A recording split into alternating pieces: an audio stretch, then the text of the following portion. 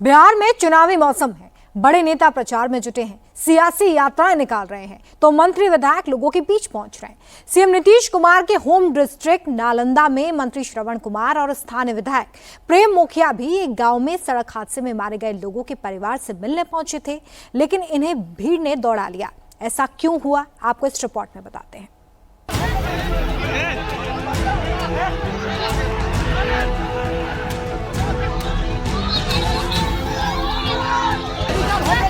भीड़ से बचकर भाग रहे ये बिहार सरकार में मंत्री श्रवण कुमार हैं।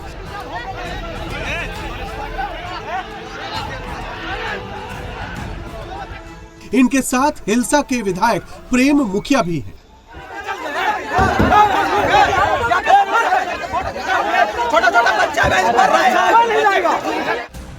नीतीश सरकार में ग्रामीण विकास मंत्री सड़क हादसे में मारे गए 9 लोगों के परिजनों से मिलने पहुंचे थे। जैसे ही वो हिलसा थाना इलाके के मलावा पहुंचे, उन्हें देखकर ग्रामीण भड़क उठे। ग्रामीणों ने श्रवण कुमार के काफिले को घेर लिया, गाड़ियों पर हमला शुरू कर दिया।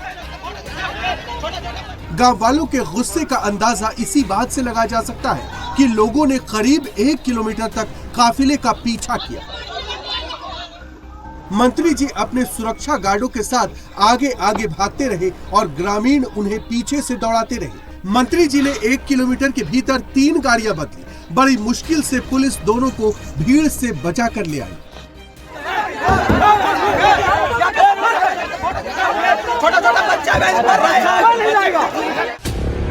ग्रामीणों के हमले में मंत्री के बॉडीगार्ड सहित कई लोग घायल हो गए।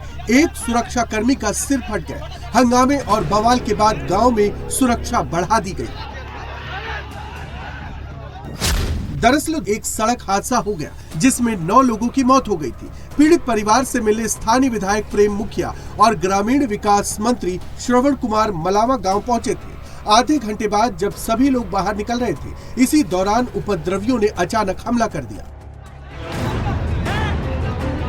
बताया जा रहा है कि ग्रामीणों ने श्रवण कुमार से कुछ देर और गांव में रुकने की गुहार लगाई, लेकिन मंत्री जी आगे के कार्यक्रम का हवाला देकर जाने लगे। इसके बाद मुआवजे को लेकर ग्रामीण भड़क गए और नेताओं को घेर लिया। फिर लाठी डंडे लेकर हमला कर दिया। कुछ लोगों ने ईंटें भी चलाई।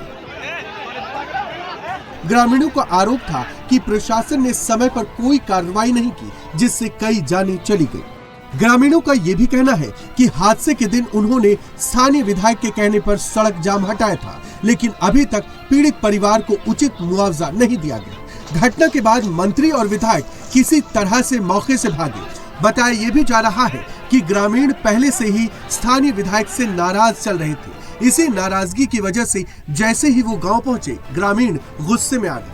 अब आपको टाइमलाइन बताते हैं कि कब कब क्या क्या हुआ। सुबह 10 बजे मंत्री जी स्थानीय विधायक के साथ मलावा गांव पहुंचे। 30 मिनट तक इन्होंने पीड़ित परिवार के साथ मुलाकात की। 10:30 बजे ग्रामीणों ने इन्हें कुछ देर और रुकने को कहा।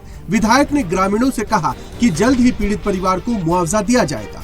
10:40 पर ग्रामीण लाठी डंडे लेकर आ गए। ग्रामीणों का गुस्सा देखकर मंत्री और विधायक वहां से भागे।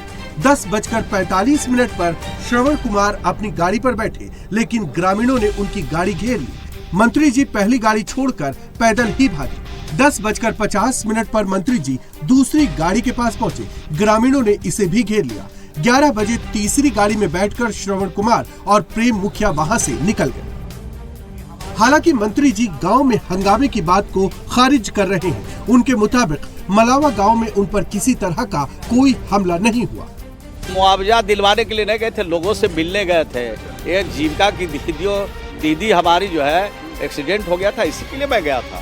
लेकिन क्या आखिर लोग नाराज क्यों हो? अब नाराज क्या हो तो उनसे हाँ तो पूछिएगा, हम क्या बताएंगे। मंत्री पे हमला गंभीर बात है, आखिर ऐसा क्या हुआ?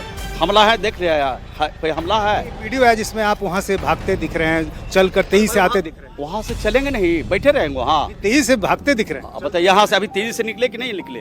तो ये कह रहे भाग रहे हैं। अजीब हालत है। पुलिस वाले को चोट आई है? अरे पुलिस वाला बेचारा धक्का उक्का कर रहा था, गिर गया, बेचारा गिर गया। आपको बता दें कि पटना में 23 अगस्त को सड़क हादसे में 9 लोगों की मौत हुई थी। इनमें से 4 लोग घायल थे। हादसा शाहजहांपुर के दनियावा हिलसा स्टेट हाईवे 4 पर सिगरियावा स्टेशन के पास हुआ था।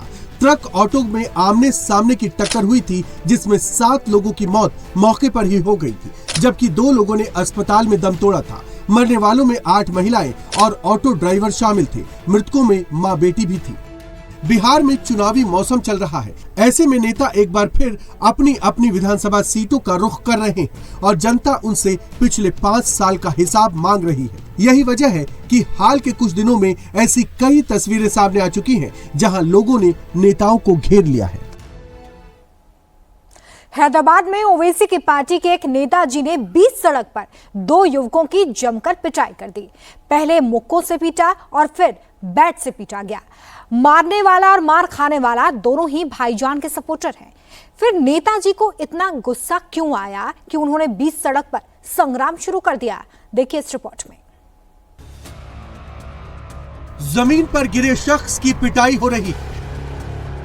स्कूटी नीचे गिरी हुई है और आरोपी दोनों हाथों से पीड़ित पर मुक्के बरसा रहा है। मारने वाला भी ओवैसी समर्थक है और मार खाने वाला भी। मौके पर 4 से 5 लोग मौजूद हैं और वो आरोपी को रोकने की कोशिश करते हैं, लेकिन सफेद शर्ट पहना ये शख्स नहीं रुकता और बुरी तरह युवक की पिटाई जारी रखता है। तभी हाथ में बैट लिए एक और शख्स की एंट्री होती है। वो नीचे गिरे युवक को बैट से पीटने लगता है। पीड़ित दोनों हाथ सिर पर रखकर बचने की कोशिश करता है। दबंगों से माफी मांगता है, खुद को छोड़ देने की गुहार लगाता है, लेकिन दबंग नहीं रुकते। पहले मुक्के और फिर बैट से युवक पर ताबड़तोड़ हमला होता रहता है। इसी दौरान पिट रहा शख्स भागता है, लेकिन आरोपी उसे दौड़ाकर पीटते हैं। युवक को आरोपी फिर से पकड़ लेते हैं। इस बार उस पर पैरों से अटैक होता है।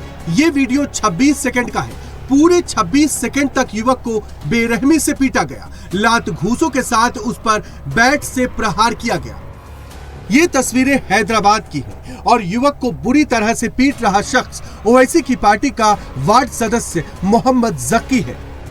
पीट रहे युवक की गलती बस इतनी है कि उसकी मोटरसाइकिल मोहम्मद जकी की कार से टकरा गई। जकी की गाड़ी में नुकसान तो कुछ नहीं हुआ, लेकिन हल्की टक्कर से ओवैसी की पार्टी के नेताजी का गुस्सा इतना भड़क उठा कि वो आबिद और यूसुफ नाम के दोनों लड़कों की पिटाई करने लगे। विवाद हैदराबाद के उस बंड लगुड़ा इलाके में हुआ जहां ओवैसी की पार्टी का दबदबा है, लिहाजा मोहम्मद जकी का साथ देने के लिए 2 युवक और पहुंच गए। नेताजी अभी तक मुक्कों से मार रहे थे। इनका साथ देने आए उनके 2 समर्थक जंग के मैदान में बल्ला लेकर कूद गए। दोनों युवकों की इतनी बुरी तरह से पिटाई की गई कि उन्हें इलाज के लिए अस्पताल में भर्ती करवाना पड़ा। युवक के साथ बेरहमी से पिटाई का ये वीडियो वहां मौजूद किसी राहगीर ने अपने कैमरे में रिकॉर्ड कर लिया। वीडियो में साफ दिखाई दे रहा है कि पहले जकी फिर उसके समर्थक युवकों को पीट रहे हैं। पुलिस ने वीडियो के आधार पर मोहम्मद जकी और उसके दोनों समर्थकों के खिलाफ केस दर्ज कर लिया है। हरियाणा में पुलिस बदमाशों के खिलाफ यूपी स्टाइल में एक्शन ले रही है। एक सिंगर की हत्या की साजिश रच रहे 5 बदमाश पुलिस के हत्थे चढ़ गए हैं। दोनों तरफ से फायरिंग हुई है। आखिरकार 4 बदमाशों को पैर पर गोली लगी है और उनके साथ 5 अपराधियों को गिरफ्तार कर लिया गया है। दिल्ली पुलिस ने भी एक बदमाश का हाफ एनकाउंटर किया है। आखिर वो सिंगर कौन है जिसकी हत्या की साजिश रची जा रही थी? पूरी डिटेल हमारी इस रिपोर्ट में। जो बदमाश अस्पताल के बेड पर लेटे हैं, इन पर बॉलीवुड सिंगर राहुल फाजलपुरिया की हत्या की साजिश करने का आरोप है। पहले राहुल फाजलपुरिया के फाइनेंसर रोहित शौकीन की हत्या हुई थी। अब बदमाशों के टारगेट पर राहुल फाजलपुरिया थे। ये अपराधी वारदात को अंजाम देने में कामयाब होते उससे पहले ही गुरुग्राम पुलिस ने इन्हें अस्पताल पहुंचा दिया। एसटीएफ और हरियाणा की गुरुग्राम पुलिस को जैसे ही इन अपराधियों के मंसूबों की जानकारी मिली, एसटीएफ और क्राइम ब्रांच की टीम एक्टिव हो गई। मंगलवार की रात 12:15 बजे सीक्रेट इनपुट के आधार पर गुरुग्राम के वजीरपुर इलाके में पुलिस ने इन अपराधियों को पकड़ने के लिए जाल बिछाया। इन बदमाशों को पकड़ने के लिए बैरिकेड लगाए गए। इन चारों के अलावा एक और बदमाश इनकी गाड़ी में था। इनकी गाड़ी में नंबर प्लेट नहीं लगा हुआ था। इसकी वजह से जैसे ही पुलिस ने इनकी गाड़ी रोकने की कोशिश की, इन अपराधियों ने पुलिस पर फायरिंग शुरू कर दी। जवाब में सुरक्षा बलों की तरफ से भी फायरिंग की गई। दोनों तरफ से करीब 19 राउंड फायरिंग हुई, जिसमें इन चारों अपराधियों के पैर में गोली लगी और वो घायल हो गए। इन चारों के अलावा पांचवा अपराधी था, उसको गोली तो नहीं लगी, लेकिन मौके से भागने से पहले ही पुलिस और एसटीएफ के जांबाज जवानों ने उसे धर दबोचा। ये सभी अपराधी हरियाणा के रहने वाले हैं।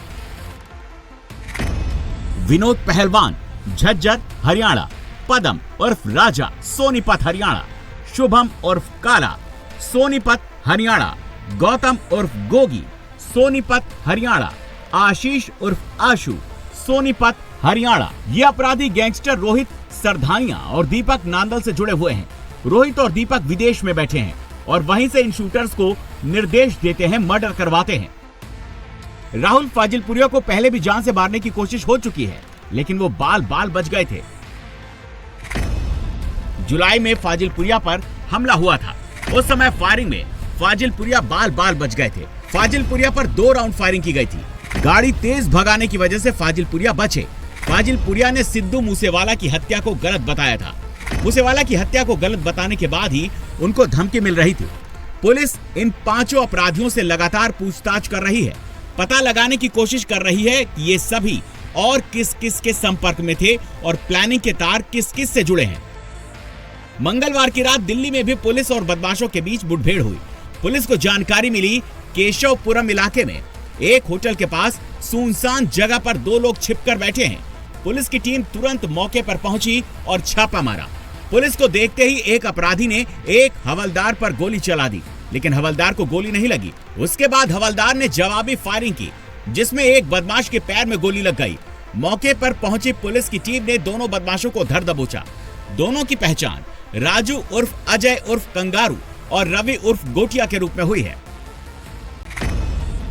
राजू वाल्मीकि कैंप का रहने वाला है। राजू पर 12 आपराधिक केस दर्ज हैं। रवि लॉरेंस रोड के पास की झुग्गी में रहता है। रवि पहले से ही 7 मामलों में वांटेड है। पुलिस ने रवि उर्फ गोटिया के पास लूटे गए मोबाइल को जब्त किया गया और एनकाउंटर के बाद एफएसएल की टीम मौके पर पहुंचकर सबूत इकट्ठा कर रही है। पुलिस ने दोनों बदमाशों के खिलाफ बीएनएस की कई धाराओं में केस दर्ज कर लिया। पुलिस का कहना है कि इन बदमाशों के साथ और भी लोग जुड़े होंगे, उन्हें भी पकड़ा जाएगा और जरूरी कार्रवाई की जाएगी। अगस्त का अंत आसमानी आफत के साथ हो रहा है। पहाड़ हो या मैदान, कुदरत का कहर हर जगह बरस रहा है। पहाड़ों पर जहां पर बादल फटने से तबाही मची हुई है, तो वहीं मैदान में नदियों ने विकराल रूप ले लिया है। गंगा और यमुना नदी का पानी खतरे के लेवल से बस थोड़ा ही नीचे है और जिस स्पीड से पानी बढ़ रहा है, पूरे चांसेस हैं कि पानी डेंजर लेवल को भी पार कर जाएगा। देखिए आधे भारत में मची तबाही की पूरी रिपोर्ट। कल जम्मू में भारी बारिश से वैष्णो देवी मार्ग पर भूस्खलन हुआ। कटरा में भयंकर लैंडस्लाइड होने से कई श्रद्धालुओं की मौत हो गई, तो वहीं कई अभी भी लापता हैं। राहत बचाव में सेना और सीआरपीएफ के जवान रेस्क्यू ऑपरेशन में जुटे हुए हैं। अर्धकुंवारी गुफा के पास चट्टान गिरने के बाद फिलहाल वैष्णो देवी यात्रा को रोक दिया गया है। पिछले 24 घंटे से हो रही बारिश ने नदियों को सैलाब बना दिया है। ये जम्मू का तवी ब्रिज है जो नदी की तेज रफ्तार के सामने नहीं टिक पाया और इसका एक बड़ा हिस्सा पानी में समा गया। पुल टूट जाने से कनेक्टिविटी भी कट गई और कई गाड़ियों को भारी नुकसान पहुंचाया है। हिमाचल प्रदेश में भारी बारिश, लैंडस्लाइड और बाढ़ का ट्रिपल अटैक चल रहा है। लारकी बांध से 20,000 क्यूसेक पानी छोड़े जाने के बाद ब्यास नदी में उफान आ गया है। नदी का जलस्तर बढ़ गया है। खासकर कुल्लू में ब्यास नदी तेज बहाव के साथ बह रही है। कई जगहों पर दुकानें बह गईं, इमारतें ढह गईं, राजमार्गों से संपर्क टूट गया और रिहायशी इलाके पानी में डूब गए। हिमाचल में ऐसी तबाही के मंजर इसलिए दिख रहे हैं क्योंकि SIOC के मुताबिक हिमाचल प्रदेश में 1 जून से 25 अगस्त तक 753 मिलीमीटर बारिश हुई, जो औसत बारिश 584.2 मिलीमीटर से 29% ज्यादा है। राज्य में अब तक अचानक बाढ़ की 90 घटनाएं, बादल फटने की 42 और भूस्खलन की 84 घटनाएं हो चुकी हैं। 20 जून से 25 अगस्त के बीच हिमाचल प्रदेश में इनके चलते 156 लोगों की मौत हो गई है, जबकि 38 अभी भी लापता हैं और राज्य को 2454 करोड़ रुपए का नुकसान हुआ है। लेकिन अभी ये सारे आंकड़े और बढ़ सकते हैं। खासकर चंबा, कांगड़ा और मंडी के लिए अगले 2 दिन सतर्क रहने वाले हैं, क्योंकि यहां IMD ने भारी बारिश का अलर्ट जारी किया है। उत्तराखंड में उत्तरकाशी के सयान चट्टी में तो तबाही का खतरा मंडरा रहा है। पिछले कुछ दिनों से सयाना चट्टी के लोगों की समस्या थमने का नाम नहीं ले रही है। यमुना नदी के मुहाने पर एक अस्थायी झील का निर्माण हुआ है, जिसमें पानी भरता जा रहा है। मलबे के साथ चट्टानें भी जमा हो रही हैं। इलाके में चारों ओर पानी भरा हुआ है। झील के पानी में कई इमारतें डूबी हुई हैं। हालांकि प्रशासन का कहना है कि पानी धीरे धीरे निकल भी रहा है। झील के मुहाने को चौड़ा करने का काम जारी है और लेक की जमा हो रही सिल्ट को साफ किया जा रहा है। पानी के सैलाब के बीच एक दुर्लभ ऑपरेशन चलाया जा रहा है। इंडियन आर्मी, सीआरपीएफ और नागरिकों ने रेस्क्यू ऑपरेशन का मोर्चा खोल दिया।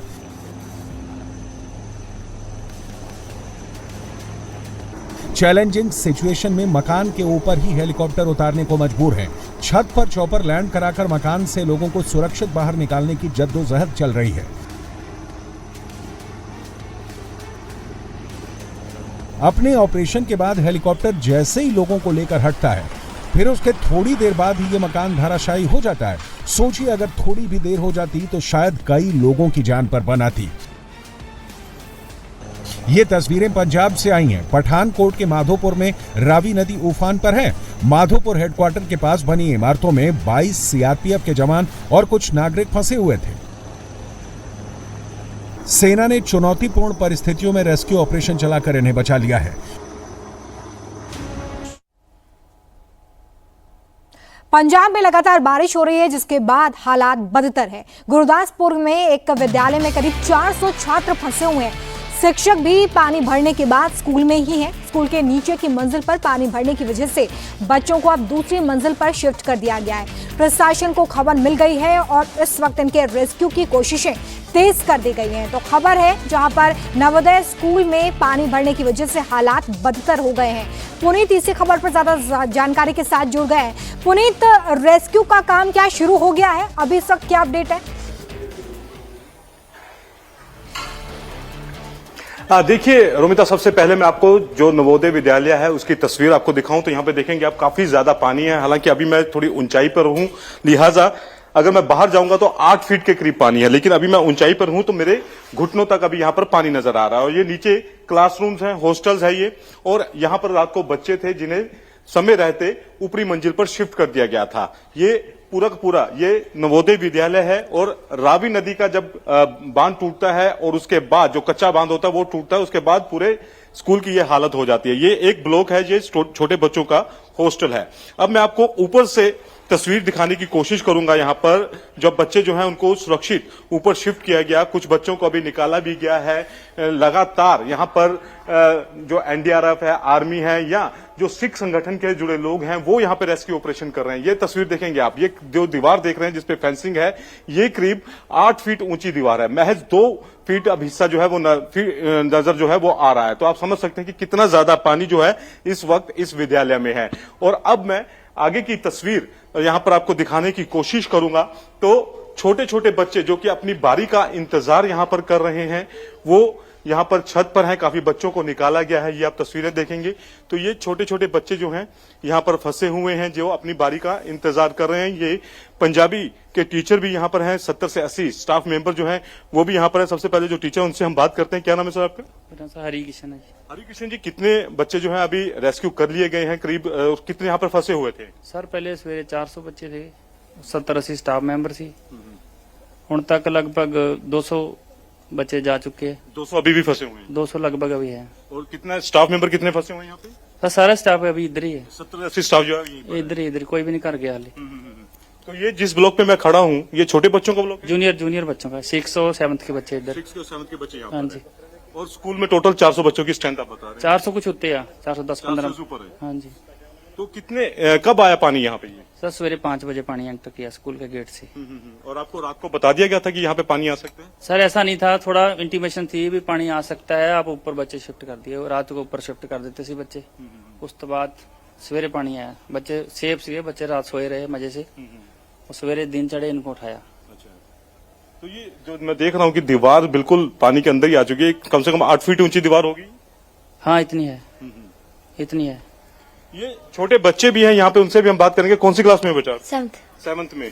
डर लग रहा है? काफी ज्यादा पानी पूरे स्कूल के अंदर लग रहा है। लग रहा है। पेरेंट्स से बात हुई? हाँ। क्या कह रहे हैं?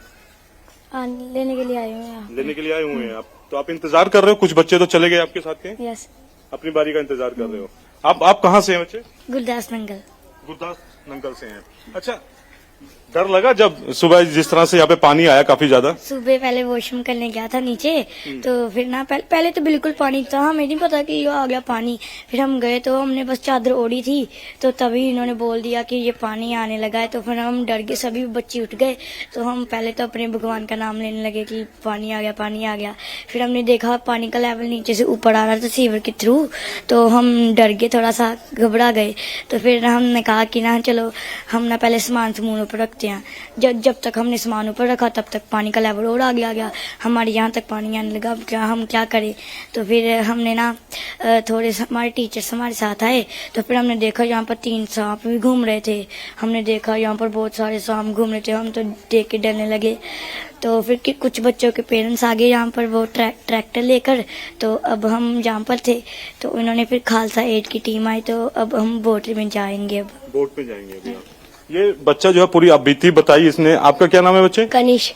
कनिष्क, क्या हुआ सुबह यहाँ पे? डर था? नो, डर नहीं था। देखिए पुनीत वहाँ पर थोड़े छोटे बच्चे छोटे डर बच्चों से बात कर रहे हैं। बच्चे यहाँ पर अपनी आपबीती बताते हुए नजर आ रहे हैं कि इतना पानी देखने के बाद कैसे उन्हें डर लगा, और अब वो इंतजार कर रहे हैं कि जल्द से जल्द उन्हें यहाँ से निकालकर बाहर ले जाया जाए। पुनीत, आप हालातों पर नजर बनाए रखें, अपडेट आपसे आगे भी लेंगे। फिलहाल बहुत शुक्रिया इस जानकारी के लिए।